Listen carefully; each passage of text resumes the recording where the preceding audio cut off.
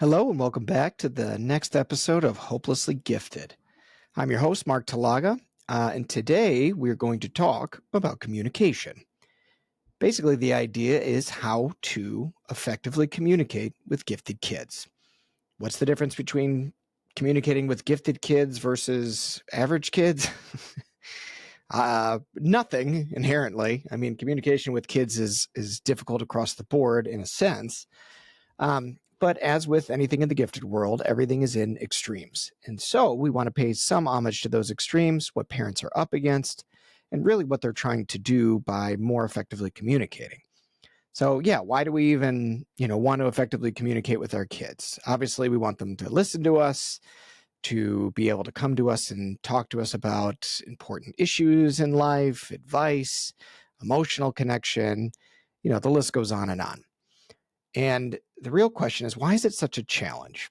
Why does it feel like that you're constantly getting into debates or that you are having to slowly but surely give up what you know to be true and compromising your way of being in order just to make things copacetic? Yeah, right. These are very common issues that most anybody can relate to. And with the gifted, it just gets more intense. It's louder, it's bigger, it's more violent at times. It can be something where you walk away from it feeling like you just got out of a battle zone and you are just trying to get your bearings in this world. So, when I talk about communication with gifted kids, it's not about how to get them to listen or how to make sure that you're listening to them. It's more about what does it really mean to communicate and for both parties to be heard and heard in such a way that we're not taking on the feelings or responsibilities or dilemma of the other party. That's where it gets very, very tricky. But hopefully I can communicate well enough to help you with that. So, one of the most common things that I find among parents is when they're trying to communicate with a gifted kid, more or less, they're trying to give a sense of, the way to do something in a positive way, right? Like you need to do your homework. You need to brush your teeth. You need to, wash those socks once in a while or pick up your room or something along those lines, right? Typical parenting stuff. Um, the challenge is it feels like you're saying the same thing over and over and over and over, and it's still not getting heard. And so what's going on with that, right? Are they intentionally not listening to you? Probably not really. Are they just being argumentative? Are they in maybe their preteen or teenage years where they just don't want to listen to anything you say? That could be part of it. But what I find at the end of the day is when we're asking gifted kids to do something or to listen to something that we're asking of them, there is a hidden, unspoken challenge at the root of what we're asking them to do that feels like for both parties, the parents feel like, the kid can do this. I've seen them do it. They should be able to do it. And the kid believes, no, I know I can do it. I just don't want to do it. But if you dig a little deeper, almost always you find out that there's more of a challenge than you think. So let's take something like doing their homework, right? They know they need to do it. And they'll say something like, well, this grade doesn't matter, or this homework doesn't matter, or I'm getting good grades. Why do you care? Or I'll do it later, or blah, blah, blah, blah, blah. And when this becomes a pattern, when it becomes something that is happening every single night, or the grades are starting to get affected, the struggle starts to get a lot more real. Parents are basically feeling like they're pulling teeth, and the kid is getting more and more obstinate about it, or they find a way to do it in the 11th hour, but the amount of stress you went through to get it done just felt awful for both parties, right? For everybody. And what you got to look at is, okay, if I have a kid that's very bright and a kid that more or less really wants to do right by others, right? They care what other people think. They don't want to have a bad impression, the teacher having a bad impression on them, and they don't want mom and dad to be nagging them. Then what's the deal? Why is it so hard? Well, the thing you got to understand about homework is it is pure executive function. Ding, ding, ding. That's our secret word of the day is executive function. It's the main issue that kids typically come up against with when they're dealing with homework, initiating it. not getting overwhelmed by it, right? They think about how much they have to do and it immediately shuts them down and their anxiety spikes because what they're really struggling with is meeting the demand that the homework is asking of them, and they don't really have a framework for doing that. And so, what I want to, scoot parents away from a little bit is not that they need reminders because they're forgetting, although that is a classic, gifted response. Oh, I forgot. Well, the forgetting is more of a symptom because they're unconsciously lowering it as a priority. They don't want to have to think about it because they don't really have a way to think about it that takes into account all their vulnerabilities about getting it done. You know, and so we try to teach them the most effective ways. Well, if you just do little by little, if you chunk it out, if you make it, like this, that, or the other, then it'll be easier. And intellectually, your gifted kids get it. They're like, yeah, sure, okay. And then it still doesn't change, right? And so now we're getting into a layer where we need to communicate something that's more important than the homework themselves. But now we're starting to communicate that there's something more important than the homework itself. Now we're talking about a real dilemma that kid has in their life, about what it means to meet their responsibilities and how they do it. This is where parents start to take a little bit too much onus at times, where they'll be like, okay, well, here, let me preface what I'm about to say. What I'm about to say, I'm not saying is a bad thing, and in some contexts, it's exactly what you should be doing, okay? But what I'm about to say is sometimes parents get into the structure with their family where they are the ones, I will sit with you. Just tell me what you want to write and I'll write it for you. We'll do it together. Now, again, that is not a bad thing. In certain contexts, that's exactly what you should do. But you got to know why you're doing it. The only reason you do that is because you've recognized that kid, developmentally speaking, where their skill is in that area of development, is not yet at a level where they can do it by themselves, or they can do it by themselves consistently. Sure, they might knock it out of the park every once in a while, but if there's a problem with the consistency of it, sometimes, yes, parents have to step in and act as the executive function while knowing that is what they are doing. I am doing this because you have not yet developed the skill to do it on your own. That's why we do it. It's an accommodation. It's something you need support with that we will eventually look at scaffolding up or having the school help you scaffold up so that you learn to do it on your own. But if they're not there yet, developmentally speaking, then forcing them to do it is basically, the definition of insanity. You're doing the same thing over and over and it doesn't get any better. And so as a parent, your job is to recognize not, oh, they won't do it, but it's more like, can they do it? And then the communication part comes in when you're explicitly making it clear that you understand that's what the issue is. And so when you're communicating with a kid, if you're making it too much about the symptom or the behavior, or I want them to do something in a certain way and they're not doing it, you got to shift up your communication. You're talking about the wrong thing. You're not talking about their challenge with the task and what it's really about.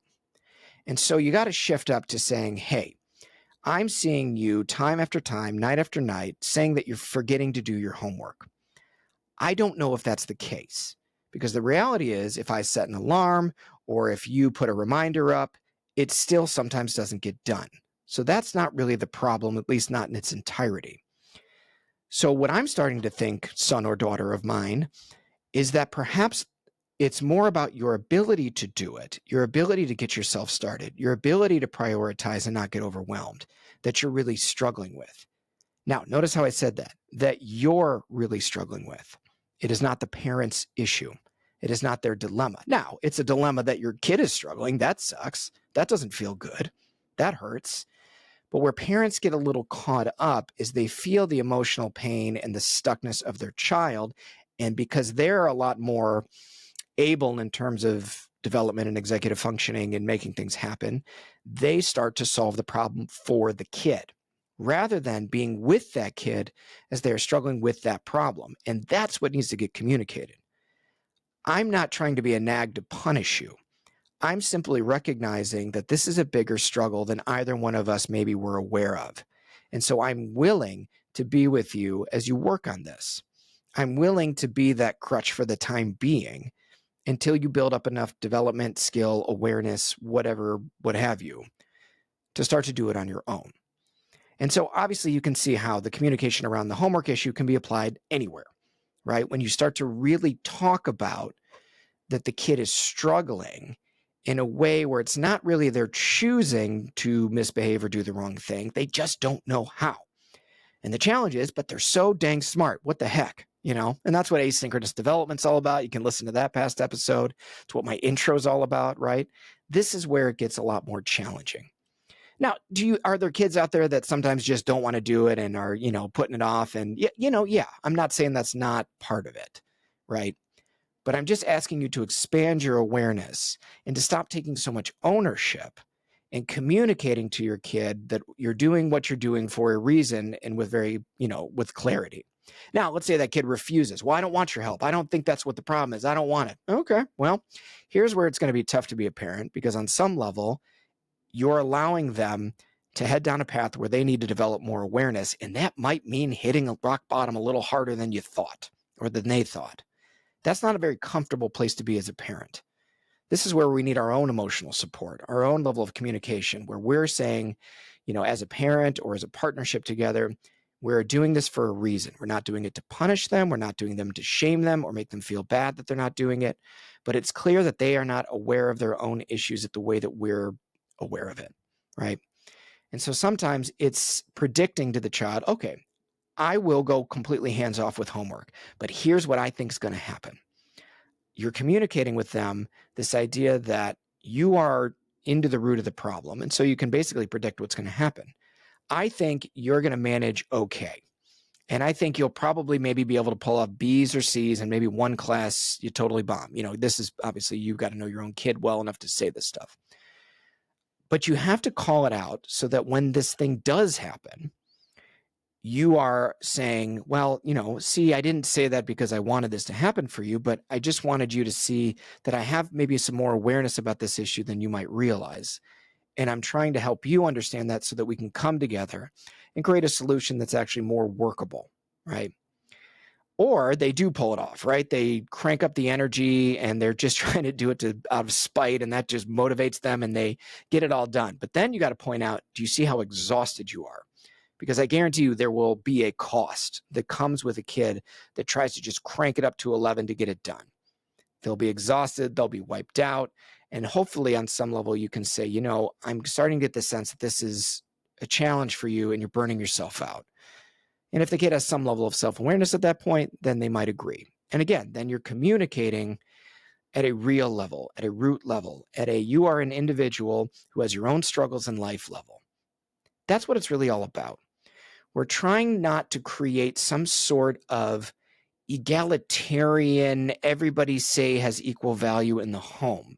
This may bother some people to hear it, because, but we want our kids to have agency and we want them to have their own right to advocacy and we want them to have a say. I'm not dismissing any of that. That's all fine.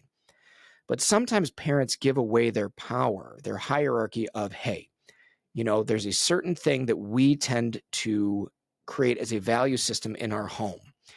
And that is that we take ownership for our issues. We work together to solve problems, whatever it is for your family. But when parents start to give that away, well, your way of viewing homework is just as valid as mine, and so I'll let you do it.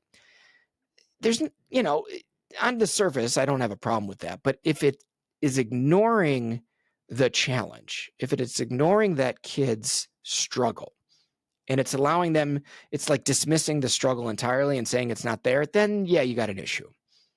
And sometimes it's about, look, I am the parent. My job is to help you develop into your own sense of yourself. My job is to help you get to know yourself better and for me to know you better. But on some level, we can't just bury our head in the sand and pretend something is okay when it isn't. That is a very real communication. That is a very real, authentic, to the root cause of what it means to be a person level of communication. And what I found in my work is that that's really what kids respond to. Now, it's going to be a little different coming from me than a parent. I get that. I'm not blind to that, and sometimes I can say the exact same thing that a parent's saying, and the kid's like, oh, yeah, that makes a lot of sense. Guess what Mark taught me? And they're like, I've been saying that for years. It's it can be frustrating. But at the end of the day, you can't compromise what you know to be true. And if you don't really know what's going on with your kid, well, then, yeah, you need a little help. You need a little clarity. You need to figure it out through assessment, all that other stuff that I preach, right? But what we're trying to do is get out of the argument and the logic piece that gifted kids are so good at. Their perceptual reasoning is typically very, very high, and their verbosity is very, very high. And so they know how to poke holes in whatever you're trying to poke at them, or they take anything that you give them as just like an isolated incident. And so sometimes I have to encourage parents that you need to be a bit of a lawyer when you're trying to confront or create awareness around an issue that your kid is going through. Meaning you've got to be like, Exhibit A, your homework was a struggle at this point. Exhibit B, Exhibit C. The same thing happened over and over and over again. I've asked you to, take a shower, and, these 5 times that I can point out to on these dates at this time and in this way I asked you, you said the same thing. And so, no, this is not an isolated incident. This is a challenge that you are struggling with. And then the goal, hopefully, once the awareness has been reached, is that there's some acknowledgement of the feeling underneath, how hard it is, what it feels like, how much it sucks to be a smart person that can't seem to do the simple things. And that's when you have the most power as a parent. You have more power than I do with the kids at that moment, because then you can really listen and hear what they're saying and reflect their struggle back to them. I'm hearing how hard it is for you. Now, here is the biggest pitfall the parents fall into. The kid starts to get real about their struggle, how hard it is. And what do parents do? What do bright, gifted parents try to do? They try to fix it. The F word. They try to fix the problem. Here's your solution, little Timmy. Here's the solution, little Debbie. Here's what you should do. And this is how it should look. And this is what I did. And this is what worked for me. And solution, solution, solution. Now, you're trying to help. I'm not saying you're not. But the issue is you're once again circumnavigating the dilemma that the kid is trying to work through. What does it mean for me to solve this problem?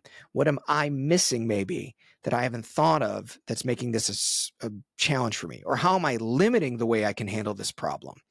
I had a kid the other day who had to do a college essay and, was struggling with how hard it is for them to write, which I very much acknowledge. Yeah, writing is a struggle for you.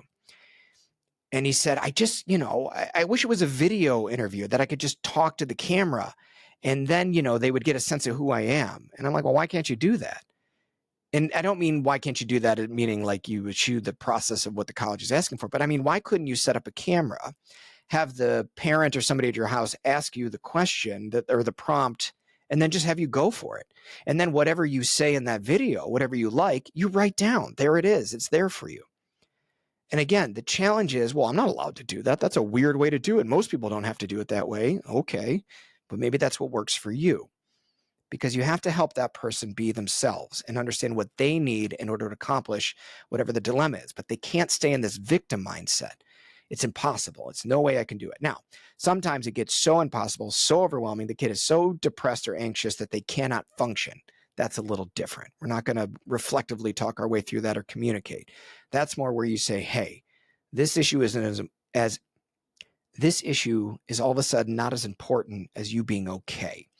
And sometimes that's when you call up somebody like me and say, we need to talk about this at a deeper level, because clearly there's other things going on that are getting in the way of them doing the things that they need to be doing. But it is all coming back to communication in an authentic, real way. Now, here's another area where parents tend to communicate inauthentically. I cannot tell you how many times a parent has told me that they had an emotional reaction to what was going on with their kid, and then they left the room to go into a closet or their own room and to feel that emotion by themselves. There are certain contexts where I would have a parent remove themselves from the emotional impact their kid was having on them and not share it with the kid in the moment. And it's really just to protect the parent. If they're feeling so vulnerable, so overwhelmed that having anybody else in on that having anybody else in on that in the moment is going to make it worse for them, then yeah, get yourself out of there. Get yourself some space. But if you are not sharing that authentic, real emotional reaction you're having to your kid, you are helping them miss something, if that makes any sense. They're not able to realize that they have an impact, that their struggle is being felt by other people, that it is hard to watch them go through what they're going through, and that your frustration as a parent may be more rooted in, I feel helpless, I feel powerless, I feel like there's nothing I can do to make it better for you. And then here's the pro tip. You realize that those feelings are actually the kids. And you start to weave that into your communication. You know, it's funny. I'm starting to feel powerless in this situation, even though I know how I would solve it. And so I'm not actually feeling powerless. I think it's you that are feeling powerless to deal with this. And that's all you need the kid to understand, is that you are reflecting and picking back up what they are going through. But you're only going to do that when you really get in touch with your own feelings, start to understand them and metabolize them in the moment, and then realize what is your feelings and what is their feelings. This is not easy to do, by the way. This isn't like something you just snap your fingers and can do. It's something you practice. But I promise you, if you practice that, you know, am I really feeling sad, or am I feeling sad because they're feeling sad? And then do I need to reflect that? That's how you use your feelings. You use yourself and your relationship in the moment to help that kid get a little more clarity about what the real problem is. And so again, it takes your communication to another level. It is not surface level. It is not trying to pull teeth to get behavior to happen. You are dealing with what it means to be a person. What it means, and I'm laughing because it's like, doesn't that sound so simple? It's just being a person, because that's really what it comes down to. We're all trying to develop and grow and solve things. Now, I come from the school of therapy that, you know, is very Rogerian. Carl Roger is the guy who created person-centered therapy.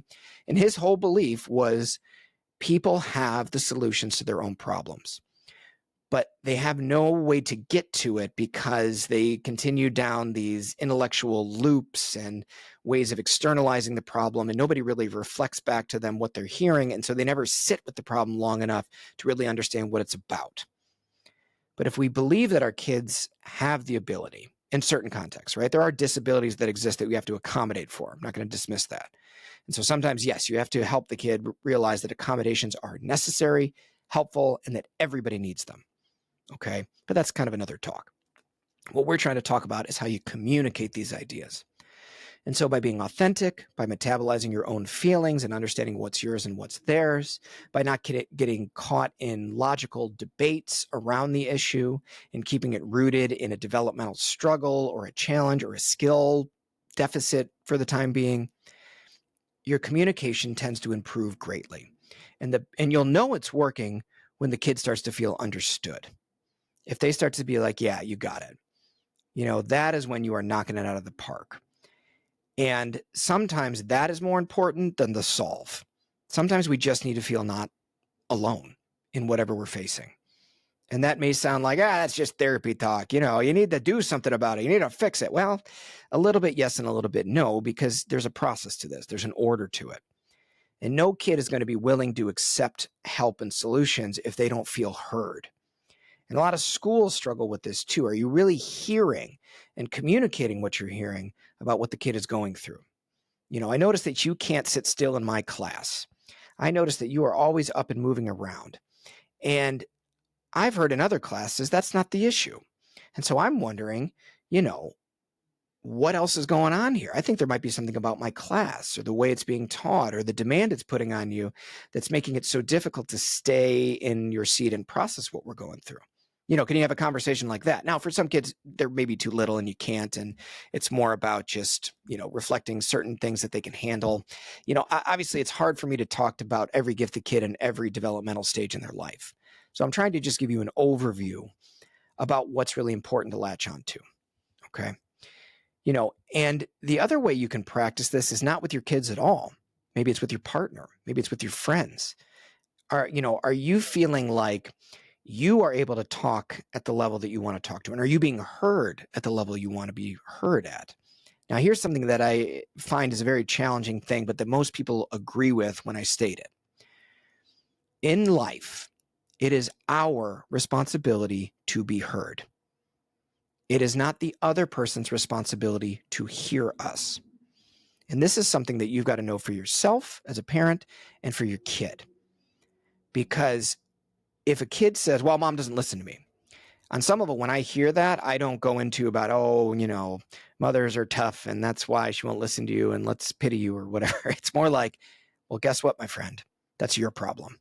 And what are we missing here in the way you're approaching it that's leaving you feel so unheard? Now, sometimes, you know, you grow up with parents that literally won't hear you no matter how perfect you are at it. That's something you have to face as well. Well, I've learned that no matter how clear I am, no matter how direct I am, there's something that the other person just doesn't want to hear from me. So you've done your due diligence, but at some level, you got to call a spade, right? But at the end of the day, you try to remember that if I'm not being heard by my kid, it's my responsibility to make sure I'm being heard. Because remember, a lot of gifted people that we work with have processing issues, auditory, language, and otherwise. And so it sometimes feels like you're being heard because they're nodding and saying all the right things. But are they really hearing the root of what you're saying, the real message? And this is where we always ask for clarification. What did you hear me say? I'm so curious. Because you want to see those little pieces they got, but more importantly, the little details they miss. Gifted kids are masters at alerting to the gist of something, like getting the point of what you're saying right away, but they tend to fill in the blanks with the little details. And sometimes we can, and sometimes, not to add more complexity to this, but of course that's how I roll, we're stuck in the place where we're talking so much to our kids, we're explaining it so much that we've lost them, 5 minutes ago into the conversation where they only heard the first 2 sentences you said, and you're halfway through your thesis, about why they need to take the garbage out.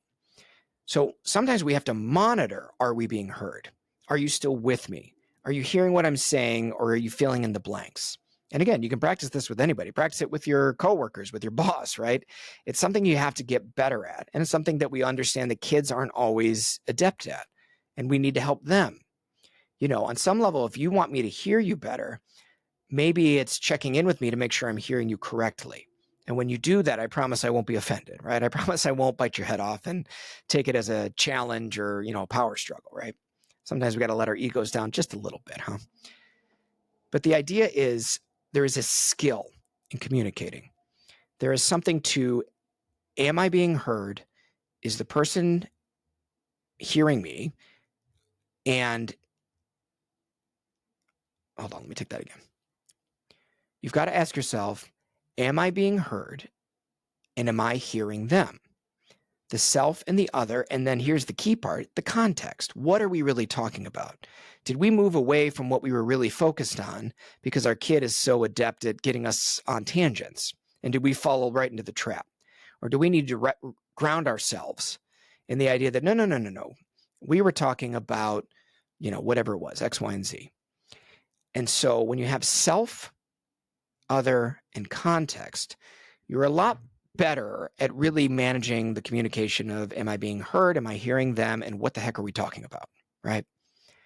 And then you got to look for thoughts and feelings and behaviors being congruent.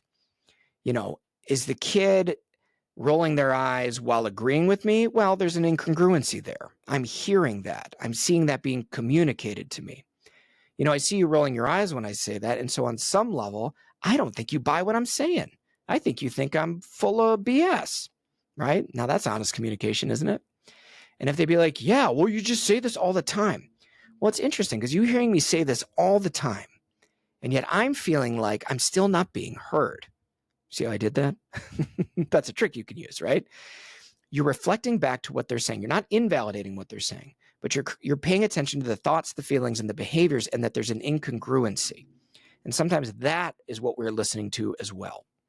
So really listening is very, very difficult. It's why at the end of the day, once I'm done seeing clients, my brain is fried because I am so intent on making sure I'm really listening to the best of my ability. If you're paying good money to see me, I'm going to make sure that I'm really hearing you. And then you got to remember sometimes people don't want to be heard. They don't want to actually be heard at the level of their struggle or their pain. They just want to stay in this kind of surface level analysis and then kick the can down the road, right? And sometimes you got to acknowledge that too. But real communication with gifted kids is beautiful because you can go to that level of depth. You can go to a place where it's like, I don't have real conversations like this with my friends of 25 years. And this is amazing that I can talk to you at this level. I can be this real with you, and I can really get what you're saying to me, and I'm really hearing you. And we're not so focused on what needs to happen in the moment to the best we can, right? Sometimes we just need to get out the door and we're going to yell and we're going to kick and scream and threaten and bribe. And guess what? I do it too. So you're not alone. I'm not saying I do communication perfectly either. But on some level, we are always trying to be aware of the most important things. Am I being heard? Am I hearing them? What is it we're trying to talk about? Do I really understand the root of what's going on? And do I really see the congruency or incongruency on either side, right? Can I and can I pay attention to my feelings in a way where I'm integrating them into the conversation, where they're telling me more about what's really happening in the moment? And holy smokes, if I do all that, your communication is going to change. But it's not easy. But you can start with easy things, okay? You can start with simple things like, all right, I just want to see if I can get better at assessing if my kid's really hearing what I'm saying. And so I'm going to use that more and more in my conversation. I'm curious, what did you just hear me say? And if they say it back to you perfectly and they got everything you said, be like, great, I feel heard. I appreciate that. That's great. And if they miss something, be like, it's funny, you missed a little bit. There was something I said about this. And I think it's pretty important that I reiterate that because I really want that to be heard for whatever reason, right? You can start with that. And again, you don't have to start with your kids if that feels too challenging right now. You can start with other people in your life. Can I practice this? And paying attention to your feelings. Our feelings are massive packets of data. I know that's a real robot way to talk about feelings, but on some level, it's true. Feelings provide an enormous amount of data and emotion, and it's helping us really be grounded in the moment of what's happening. Now, that being said, your feelings may be connected to an experience you had, 10 years ago, but it's still being brought up again in the moment, and so it has relevance to the moment now. It's just you got to work through it. That's what processing your feelings is really about. Now, the other thing, you don't have to do this all in the moment, right when it's happening, during the middle of a heated conversation. You can go back, listen to this podcast, and say, you know what? I was missing some things, or I'm starting to become aware I didn't really hear them as much as I wanted, or I'm starting to realize I wasn't even heard. And then you can revisit. I was thinking about that conversation we had, and there was something I wanted to bring up. I feel like I didn't really hear what you said when you said blah, blah, blah, right? So it's not something that has to be done in the moment perfectly every time. Give yourself some grace. But if your intention is to get better at communicating, you've really got to start to know what it means to actively listen and to actively be heard. Two very important concepts. And so, again, you're not going to do it perfectly. That's the end all be all. And don't expect yourself to do it perfectly. And you know what's cool about it? You can ask for that grace from your kids. I am not intending to be perfect, and you cannot expect me to do it perfectly. Maybe I said something to you in the wrong way, and it's not how you needed me to say it at that time. I can't be raked over the coals for that forever. It's not fair because I don't expect perfection out of you.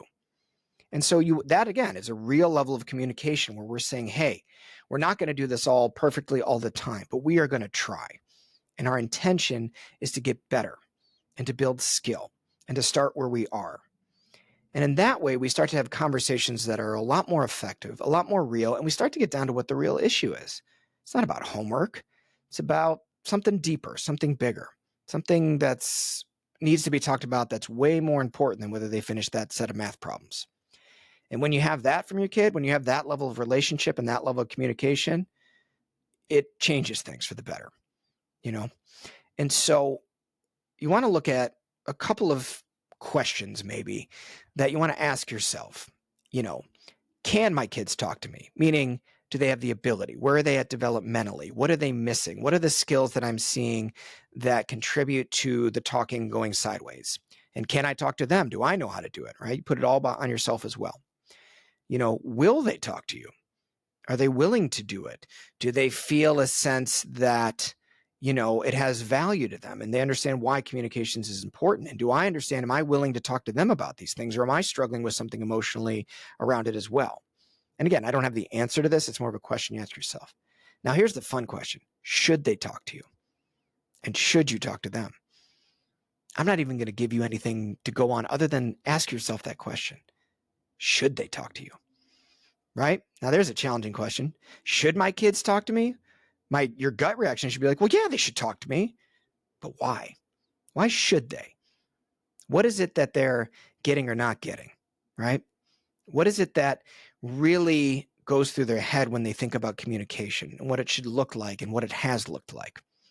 I'm asking the tough questions not because you haven't experienced it on some level before, but because it's like I want you to feel allowed to ask the hard questions when it comes to communication.